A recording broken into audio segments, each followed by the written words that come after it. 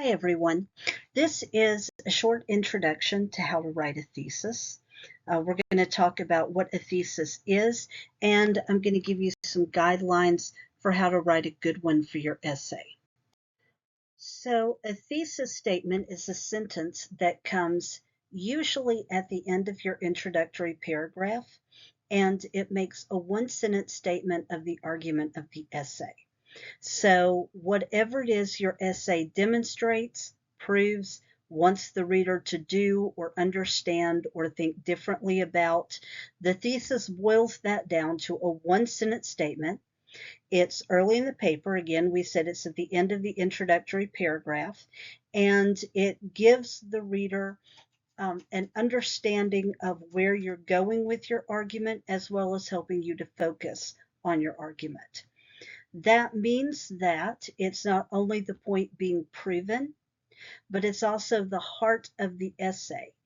Everything in your essay should develop or support or defend the thesis in some way. We're going to talk about topic sentences and their role in doing this, but just know that everything in the essay should be about the thesis.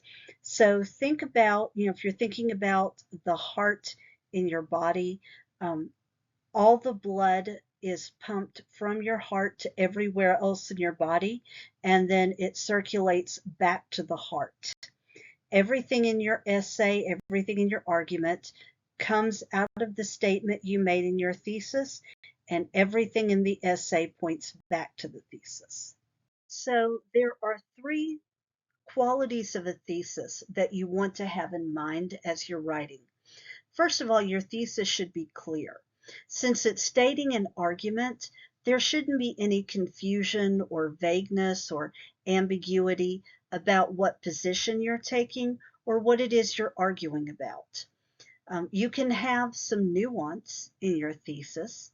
You can acknowledge the complexity of an issue in your thesis, but the position that you yourself are taking, that should be clear to the reader. They shouldn't have to read halfway through your essay to figure it out. Also, the thesis should be specific.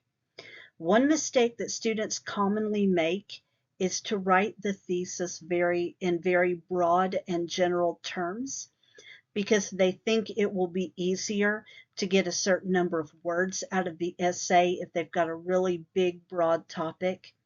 The opposite is true. The more broad, the more general your thesis is, the less you're going to have to say, because you're only going to be able to talk in generalities. What you want to do is narrow your thesis. Think about it as, I don't know, digging in your garden with a spade. You can dig deeper with a sharper tool. So the more specific, the more narrow your focus is, the easier it's going to be for you to come up with specific words, specific examples to support that argument. And lastly, you want the thesis to be concise. You need to boil the heart of your argument, the essence of your argument, the gist of your argument into one sentence. So that means you're not going to want to clutter up the sentence with words that you don't need. You're also going to want to put a lot of emphasis on the verbs. You can certainly have passive verbs. Passive verbs usually, if you're using your state of being verbs, am, is, are, was, were, be, being, been, then you probably got some passive voice in the sentence. What you want to do is use active verbs as much as you can. Not only are they more concise, but they're also more descriptive and more interesting. And they help you say what you need to say with greater clarity. Okay, so let's look at an example, and this is going to give us some idea of the process of writing a thesis. You want to start by getting down on paper the essence of what is being argued, right? Get something down on paper that's the gist of what you want to say. It may not be very elegant at first, but it's a place to start. So here's an example. I decided to love my job because it gave me an income and the opportunity to meet new people. Now, there are some things that the author is doing right here. Notice that the thesis is specific. The author is also using some interesting verbs here: decided, gave. And I can see some specific main points that are going to be developed. The author is not coming out and saying why they didn't like their job at first, but it certainly hinted at that they didn't like their job at first because they decided to love it later. Right?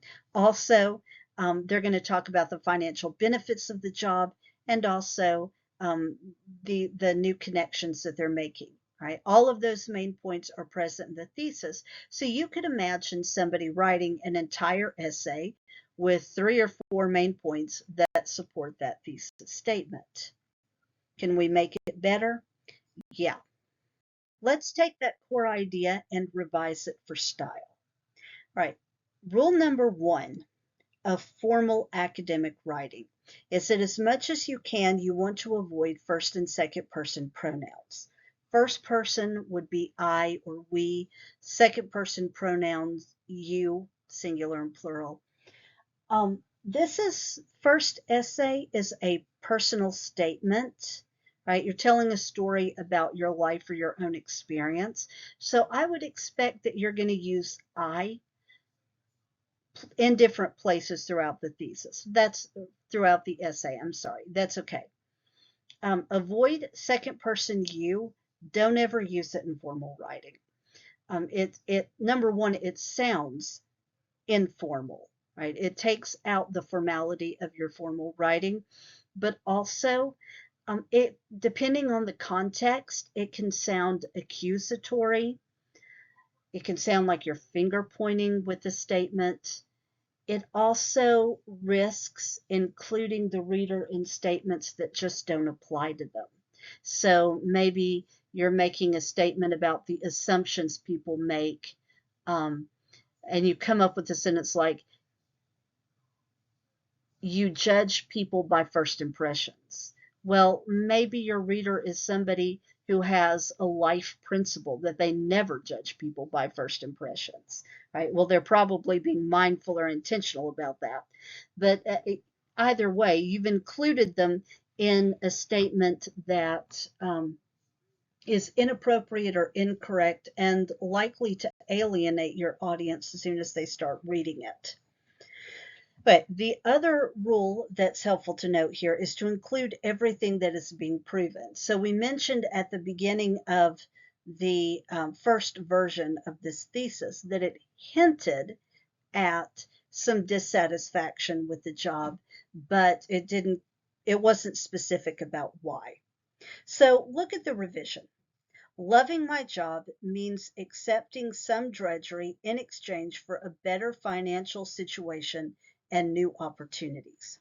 I didn't quite get rid of all the first person in there, but again, this is a personal statement. It's a story about your life, so it's okay to have some first person in there. We'll work on more third person writing as we continue doing different types of essays.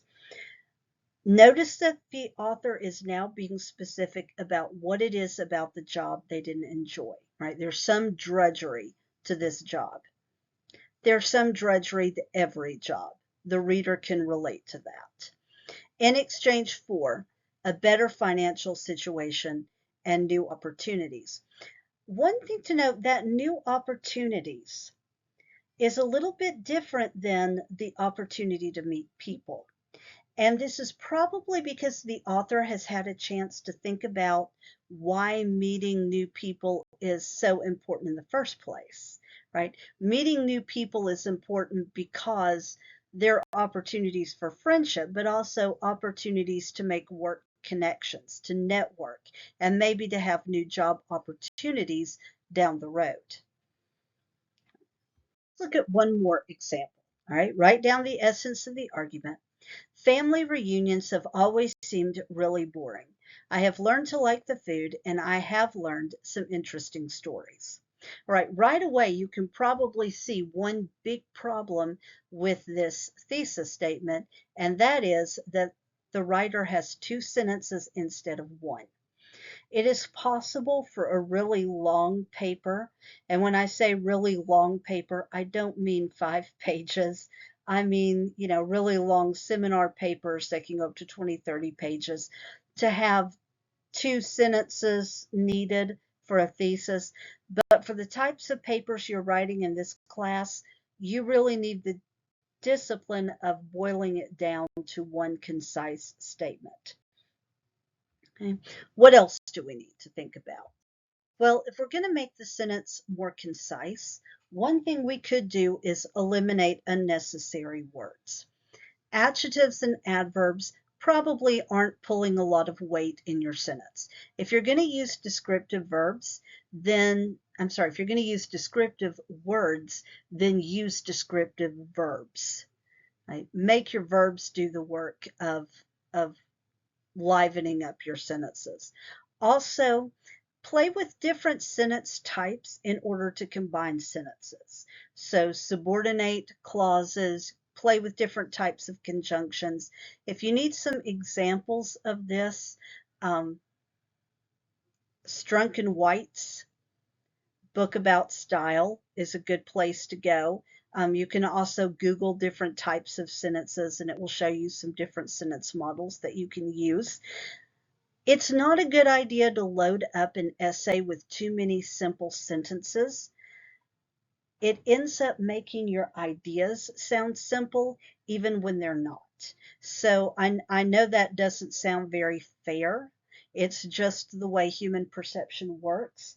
But if you want your reader to perceive some complexity of ideas, they need to see complexity of sentences. So practice different sentence types.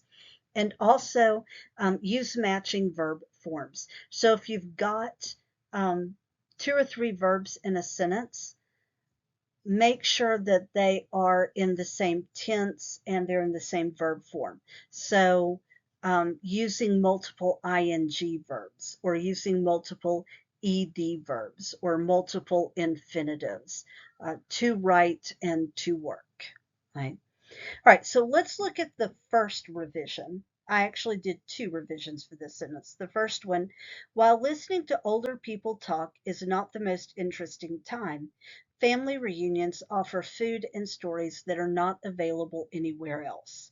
All right, the big change here is that I dropped off a couple of words that weren't really needed, but also I used a different sentence structure in order to combine ideas together, right? And then one more revision. Here's another version. As boring as family reunions might seem, grandparents tell stories and serve food that cannot be had anywhere else. Right, I think I might actually like this one a little bit better. Notice that I'm still using a compound complex sentence structure that is getting all the ideas into one sentence, but also this version has more active verbs. Tell stories, serve food. And notice that I put both of those in the present tense. They're the same verb form. As a way of matching up ideas and stating things more concisely. So let's sum this up. A college essay requires the student to think through a topic in an organized and focused way.